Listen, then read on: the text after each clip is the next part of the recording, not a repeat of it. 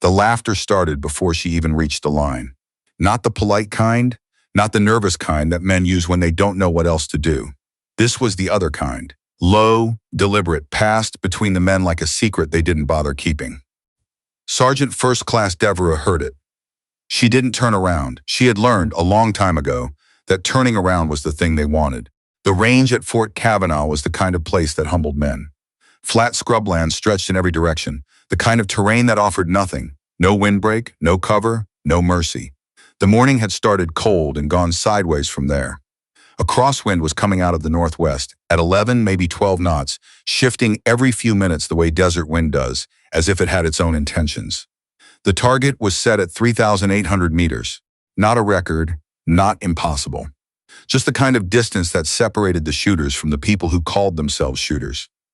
Major Thorne had set it up as a skills assessment. That was what the paperwork said. In practice, it was something else. A demonstration, a proof of concept, a very public answer to a question that had been circulating through the battalion for the better part of 6 months. The question, put plainly, was this: could the new long-range precision program actually produce results? Or was it, as several senior officers had taken to suggesting in a tone just casual enough to maintain deniability, a program that existed because someone at command had decided the optics were more important than the outcomes?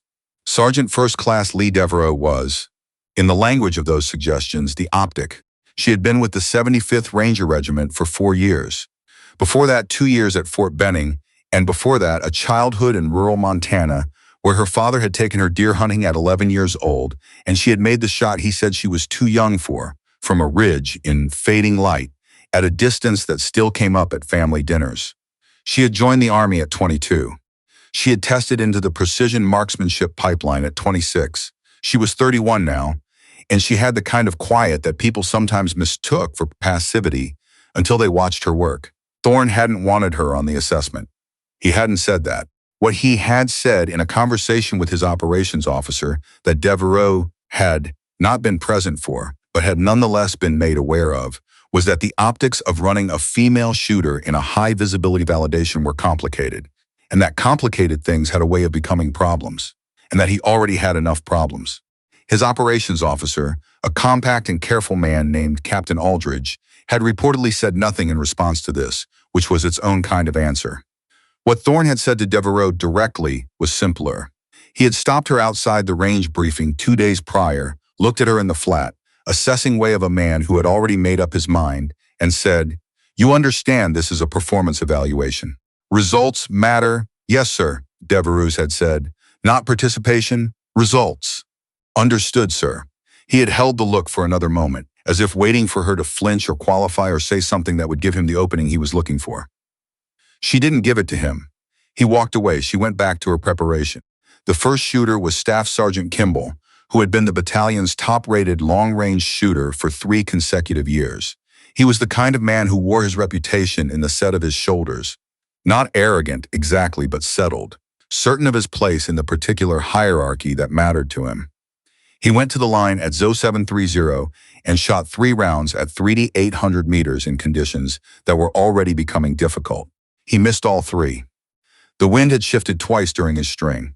Kimball was good enough to know it and good enough to adjust, but the desert had been unkind. He came off the line and said nothing, which was its own testament to how seriously he had taken it. Sergeant Obumseli went second. 2 years prior, he had placed in the top 5 at the Army sniper course. He had a way of going very still before a shot, an economy of motion that other shooters studied. He missed his first round, hit his second, a marginal hit, outside the scoring zone by an evaluation standard, missed his third. Then came Petchelli, then Haas, then a quiet Tennessean named Doss, whose misses seemed to surprise him personally. One by one, the men of the battalion's long-range cell went to the line and came back from it diminished. The conditions were real. The wind was not cooperating. The mirage was rising off the scrub and distorting the glass, but the line between bad conditions and a bad performance was not always clear from the outside, and the outside was watching. By the time the 5th shooter had finished, Thorne was standing behind the firing line with his arms crossed and the particular stillness of a man recalculating something he had assumed was settled. His operations officer stood to his left. Neither of them spoke. The score sheet showed 2 marginal hits, out of 15 rounds fired, and the morning was not getting any younger. Devereux had been watching from the side, not the scoreboard, the conditions. She had been watching the wind indicator at the 500-meter mark, and the one at 2,000 meters, and the one at 3,500 meters, each of them telling a slightly different story. She had been watching the heat shimmer. She had been taking notes on a small card she kept in her breast pocket, handwritten abbreviations in a system she had developed over 3 years of long-range work, a kind of private language between herself and them. When Thorne finally turned and looked at her, the look had something in it she hadn't expected. Not contempt, exactly. Something more complicated. The look of a man who needed something he hadn't planned to need, from someone he hadn't planned to need it from. "Devereux, sir, you've been watching the wind." It wasn't a question, but she answered it anyway. "Yes, sir?" He looked at her for a long moment. The laughter had stopped by then. The range was very quiet. "The line is yours," he said. What happened in the next 4 minutes is the part that people who were there have described differently depending on who's telling the story and what they believe about the nature of exceptional performance. But the basic facts are not in dispute. Devereux went to the line at 0919. She set up with the practiced efficiency of someone who had performed this particular action several thousand times. Bipod placement, cheek weld, the small adjustments that look casual to the uninitiated and are anything but. She pulled out the card from her breast pocket and looked at it once, then put it away. She looked through the scope for 90 seconds without touching the trigger. People on the range who were watching her, and by this point everyone was watching her, said later that she seemed to be doing nothing. She was not doing nothing. She was reading the air at 6 different points along the flight path, integrating information that the shooters before her had each interpreted independently, building a picture of a condition that was not static but moving, the way all real conditions move. She fired her first round at 3,800 meters at 921. It hit, not marginal. Center, scoring zone. The spotter called it before the echo of the shot had finished rolling back across the scrubland, and his voice had a flatness that was itself a kind of reaction. The flatness of someone making sure they were reporting accurately, because what they were reporting seemed worth reporting accurately. She fired again at 0922. The wind had shifted again, fractionally the way it had been doing all morning. She had accounted for the shift, the round hit. The third round hit at 0924. 3 for 3 at 3,800 meters in the conditions that had beaten every other shooter on the line that morning. There was a silence after that third shot that had a particular quality to it. It was not the silence of people who had nothing to say. It was the silence of people who had too much to say and were sorting through it, deciding what was appropriate, what was true, what they were willing to say out loud, and in front of whom. Devereux came off the line. She cleared her weapon with the same economy of motion she had used going in. She did not look around for a reaction. She had learned, a long time ago, that looking around for a reaction was the thing that cost you something. She stood and waited for what came next. What came next was Thorne. He walked across the range in the particular way of a man who was doing something he hadn't expected to do and was deciding in real time how to do it with whatever dignity was available to him. He stopped in front of Devereux. He was several inches taller than her, and he had the build of a man who had spent 30 years in physical training, and none of that was relevant to what had just happened. But Devereux was aware of it in the way that she was always aware of those things. Not threatened by them exactly, but tracking them the way a careful person tracks the variables in an environment. 3 for 3, Thorne said. Yes, sir. In those conditions, the conditions weren't bad, sir. They were consistent once you understood the pattern. Something moved across his face. She couldn't read it cleanly, whether it was irritation at the implied correction or something more honest than that. He was quiet for a moment. Around them, the range had that quality of collective attention. Everyone listening, no one wanting to be caught listening. Walk me through it, he said. The third shot. The wind shifted. It did, sir. About 2.5 knots to the east. It does that around 0920 most mornings out here. Thermal differential off the rock formation at the northwest corner of the range. You'd been tracking it since 0700. Yes, sir. Another silence. He looked at the note card she was still holding. What's that? Wind log, sir. Observation record going back 4 days.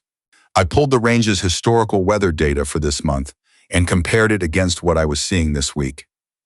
He looked at the card. He looked at her. He was a man who had built his career on precision and preparation, and on a very specific picture of what precision and preparation looked like. And that picture had not historically included the person standing in front of him. This appeared to be something he was adjusting in real time. "Request to go to 4,200 meters, sir," Devereux said. The silence that followed was different from the previous ones. It was the kind that happens when something has been said that changes the shape of the conversation. "Say, again, 4,200 meters, sir. The conditions are right. The pattern is holding. I'd like to make the attempt." Thorne looked at her for a long time. Behind him, she could see Kimball and Obumseli and the rest of the long-range cell. And she could see that expressions on their faces had changed from what they had been at the start of the morning. Not all of them had changed in the same direction. Some of what she saw, there was still resistance, the armoring of men who had been very good at something for a long time and were now recalibrating what very good meant. But some of it was something else, something she recognized from the few times in her career she had been in a room when the argument had been settled clearly enough that everyone in the room knew it was settled. "Set it up," Thorne said. Devereux had attempted shots beyond 4,000 meters exactly twice before. The first time, she had missed, not by much, but miss was miss. The second time, she had hit at a range in Nevada in the presence of a civilian contractor who had not reported it anywhere, and a senior NCO who had raised an eyebrow and said nothing. That was the nature of certain things in her career. They had happened, and they were real, and they existed in the particular obscurity of things that no one had incentive to make a record of. She had never attempted it in front of an audience like this one. She was aware of that. She was also aware that being aware of it was not useful, and that the version of herself that performed best was the version that had converted awareness into preparation and then let the preparation do its work. She had been preparing for 4 days. She did not need to be more prepared. She needed to be present. She went to the line at Oro 948. She set up. She went still. 4,200 meters was approximately 2.5 miles. The round would be in the air for nearly 5 seconds. In 5 seconds, the wind could do a great many things, and predicting what it would do required not a guess but a model. And the model required data, and she had the data, 4 days of it, handwritten on cards in her breast pocket, cross-referenced against the range's historical records, integrated into a picture of this particular piece of desert's particular atmospheric behavior that she was fairly certain no one on this range had ever built before. There was a moment, in the last few seconds before she fired, where she was aware of the absolute silence behind her. Not held breath silence, the more complete kind, where even the ambient noise of the range seemed to have been absorbed by whatever was about to happen. She did not fire immediately. She waited. The wind indicator at the 2,000-meter mark was showing 8.5 knots from the northwest. She needed it to drop slightly before the thermal shift began. She had seen this pattern every morning for 4 days. She knew what the next 30 seconds would do to the air on this range. She waited 23 seconds. Then she fired. The round traveled 4,200 meters in approximately 5 seconds. The spotter said, "Hit." He said it one clearly, in the same flat voice he had used before, because he was a professional and his job was to report what he saw and not to editorialize. But the word landed on the range the way words sometimes do when they are the end of something. Not just the end of a shot, but the end of a question that had been sitting unanswered for longer than the morning. Devereux came off the line. She cleared her weapon. She stood. Behind her, the first sound was not words. It was the particular exhalation that happens when a group of people has been holding something collectively and releases it at the same moment. A few voices followed. She couldn't pick out individual words. She didn't try. Kimball was the first of the long-range cell to come forward. He was a measured man, and he came forward in a measured way, and he said, "That was a serious shot, Sergeant." "Conditions were right," she said. "Conditions were the same for the rest of us." She didn't answer that. There was nothing useful to add. Obumseli came next. He had less to say and said it more directly. He extended his hand, and she shook it, and that was the whole of it, and it was enough. Thorne found her at the vehicles while she was breaking down her kit. The rest of the range had dispersed into the ordinary logistics of recovery, equipment accountability, transport, the administrative aftermath of a morning that had produced more documentation than anyone had expected. He walked up alone. He stood at a respectful distance while she finished with the case, and when she closed it and looked up, He didn't try to make the moment smaller than it was. "I owe you an apology," he said. She looked at him carefully. In her experience, apologies from men in Thorne's position came in several varieties, and only one of them was worth anything. This one had the quality of the real kind, the kind where the man had been somewhere uncomfortable and had come out of it changed in some small way. "Sir," she said, not to make him repeat it, but because she wanted to hear what followed. "I had made some assumptions," he said, "about this program, about what it could produce." He didn't specify what the assumptions had been. He didn't need to. They both knew.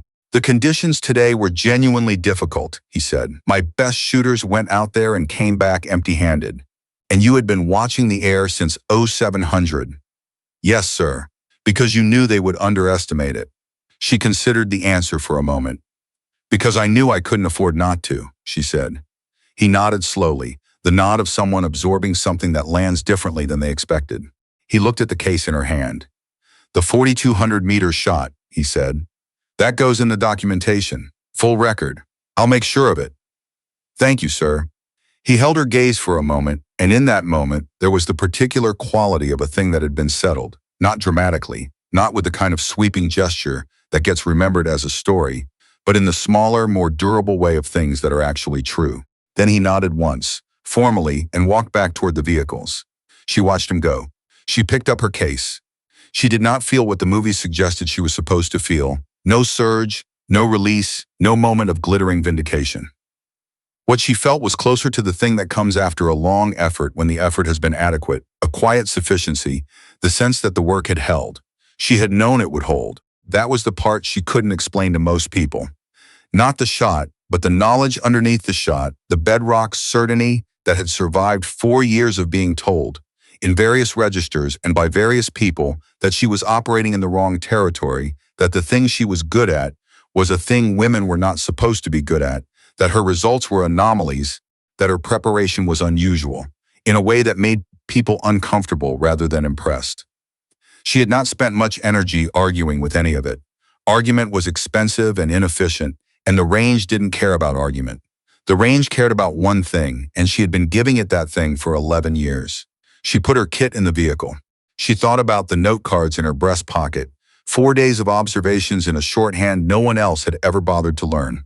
She thought about the wind indicator at the 2,000-meter mark and the 23 seconds she had waited for the thermal to settle. She thought about her father, who had handed her a rifle at 11 years old on a ridge in Montana and said, "The wind does what the wind does. You learn to read it, or you miss." She had not missed. The drive back to the battalion area was quiet. Kimball was in the vehicle behind her, and Obumseli was in the one ahead, and somewhere behind Hunt, all of them, Thorne was in a truck with his operations officer, and she did not know what they were saying and did not particularly need to know. Whatever was said would be said. Whatever was written would be written. The documentation Thorne had promised would exist, or it would not. And if it did not, she would find another way, because that had always been the way of it. She found another way.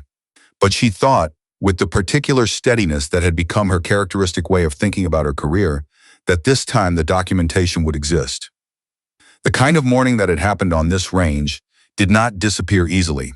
Too many people had seen it. Too many of them had been watching carefully enough to remember the details. The 3 hits at 3,800 meters, the wait of 23 seconds. The spotter's voice saying hit with that particular professional flatness that meant he was being precise because what he was reporting mattered. Details like that had a way of traveling in the specific word-of-mouth economy of a unit until they became the thing that people said when they were trying to describe what they had seen. You would not believe what happened on the range yesterday. She had been that story before, a few times in smaller ways.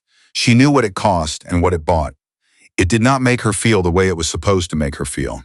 What it made her feel was tired, in the specific way of someone who has been proving the same thing to different people for long enough that the proving has become a kind of fatigue.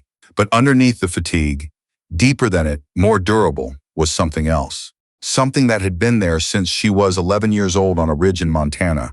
Before any of this, before the army and the assessments and the particular laughter of men who had already decided what the answer was. It was the thing she went back to when nothing else was available, when the fatigue was the only thing she could find. She knew what she could do. That was all it was. Not triumph, not vindication, just the flat foundational knowledge that had gotten her here. She knew what she could do, and no amount of laughter, not the ugly kind, or any other kind, had ever been able to touch it. The vehicle turned onto the main post road. In the distance, the range had already disappeared into the scrubland, flat and featureless in the morning light. She was quiet for the rest of the drive. There was nothing left to prove and nothing left to say, and she had never needed either one as much as people seemed to expect. She just needed the wind to be readable. It always was, if you were willing to watch long enough.